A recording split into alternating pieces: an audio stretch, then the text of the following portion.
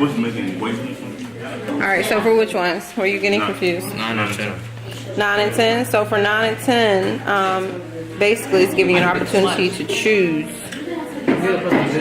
which like equation you want. So like, do we like do ourselves? Yeah, you can make up your own equation there. And then of course you're going to make your prediction about whether you believe it to be linear or non-linear. Okay.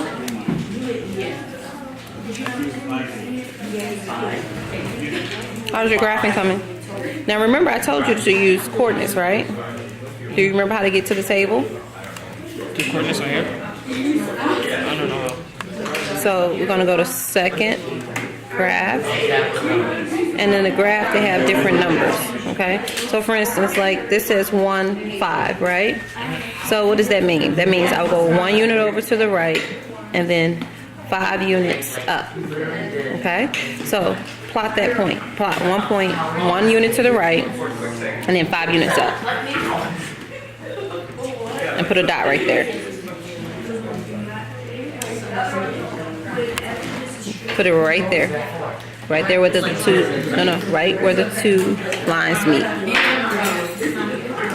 Yes, right there. Right where the two lines meet. Okay.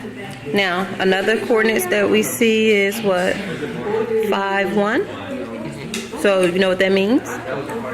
That means move 1, 2, 3, 4, 5 units to the right.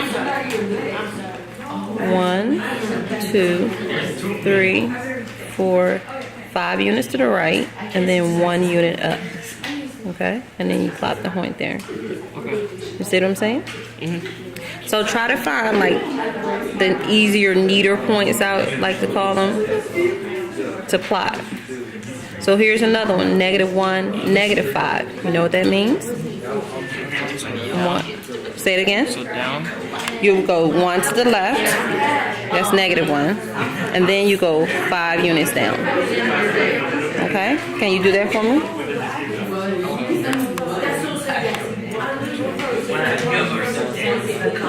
There's a point there. Perfect. Okay? So do a couple of those, and then that helps you guide this curve that you're looking for here. Okay? Of course, there's some points over here too, but that now helps you give you an idea what you should be attached to. Okay? All right. Ladies, what do you have over here? So we're already finished. Now we're on the questions. I'm having a little bit trouble in here, but I noticed that like my predictions were like 99% accurate. Like I thought they were linear because they had like no exponents, which means that you would multiply whatever number by 2 by the x, which means it would be a constant, and then the one with the exponents wouldn't be because you would have to multiply it by its upside. So. And so is that what you're trying to decide, how you're going to describe that in your conclusion? Yeah, like for a linear function, we'll have an equation that has no exponent. Would that be it? All right, first it says, based on your trials, what conclusions can you draw about linear functions? A linear function will have an equation that blank. So you kind of gave me a description of the blank, right? What was that? Kind of trust yourself. That will be multiplied by an x, but with no exponent? Yes. But it does have an exponent, it's just not greater than what? 1. 1. There we go. Okay. I'm going to come back because I want to see more about your conclusions. Okay.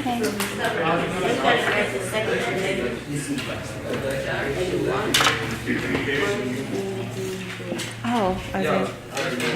I'll be back, ladies. Isaiah.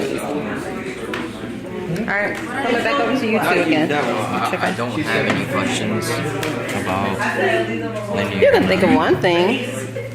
Maybe, how can you expand this, these different types of functions? What do you think they can be used for later? Like, think of something.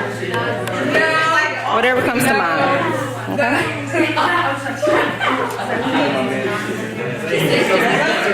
Wait, Miss Mixon, for the linear equations, like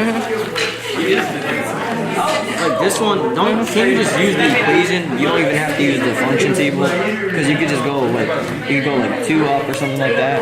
And then 1 to the right. Well, if that's something you recall from previous knowledge, sure. Because what does that information give you then?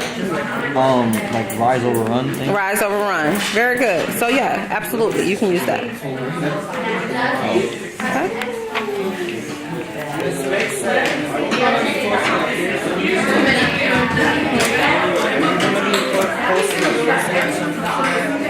I am gonna post one, not today though. I'm gonna post the I'm gonna have y'all do out there practice workbooks.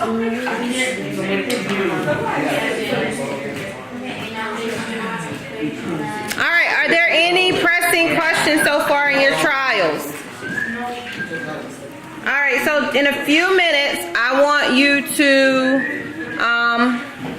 try to finalize your last couple trials, and then I want to see as a group what information, what discoveries, what things you noticed about the linear equations and nonlinear equations, okay? And I want you to talk to me and share with the class some key features of linear and nonlinear functions. How about if we have another question?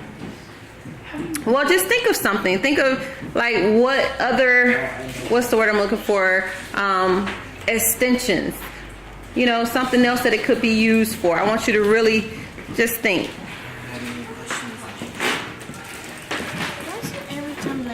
Every time you dividing by 5, dividing by the variable and by cubing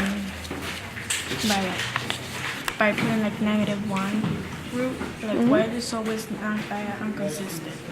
Right. What do you discovered something with that? Is that what you noticed? Every time there's a negative in the top, one is squared by it, and then when it's divided by a variable, it's always inconsistent. There's 2 lines going from the graph, so I want to know why. Okay. So, in the near future, I assure you, I'm going to explain to you the differences and what makes that, so what kind of graph that represents. Okay. So, as a matter of fact, I can just tell you now. So, 5 over x, we call that a reciprocal function. It is nonlinear, but we call it a reciprocal function. So there's more than linear and nonlinear. Yes. It's more specific. It's more specific, yes. Okay. Yes, and those are the ones that you actually would grab. And some of them that are nonlinear, they have special names. Okay. Okay? Zian, you have any questions? All right, good.